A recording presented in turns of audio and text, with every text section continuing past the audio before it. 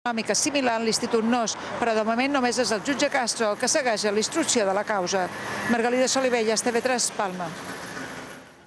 No se sap on és un dels homes més buscats pels Estats Units ara mateix, Edward Snowden, el filtrador dels programes d'espionatge massius del govern nord-americà, ha abandonat l'hotel de Hong Kong on s'estava. El seu futur és incert. Snowden sap que la lluita legal contra el seu país és molt difícil i voldria demanar asil polític a Hong Kong o a Islàndia.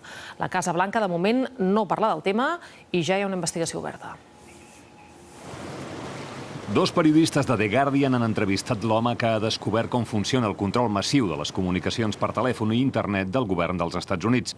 En aquest hotel de Hong Kong ha explicat com els programes amb els que treballa poden regirar la vida de qualsevol persona encara que no hagués delinquit. You don't have to have done anything wrong.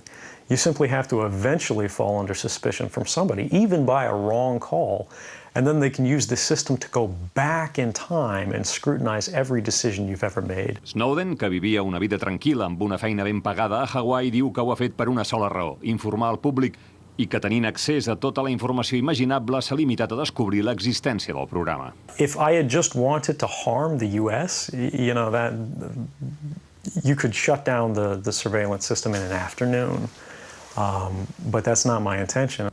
El portaveu de la Casa Blanca ha buscat que ningú no compari Obama amb Bush, recordant com l'anterior administració lluitava contra el terrorisme. The decision to invade Iraq as part of the war on terrorism. It was the decision to allow so-called enhanced interrogation techniques, otherwise known as torture.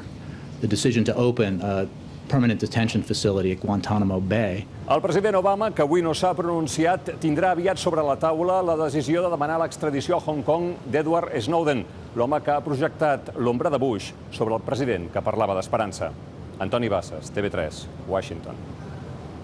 Espelmes en record pels morts de Tiananmen la setmana passada.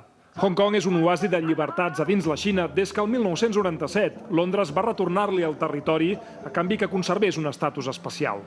Però en virtut de l'acord d'extradició que Hong Kong i Washington van signar abans del retorn de l'excolònia i que fan servir amb regularitat, la diputada Regina Ip ha recomanat a Snowden que millor que marxi.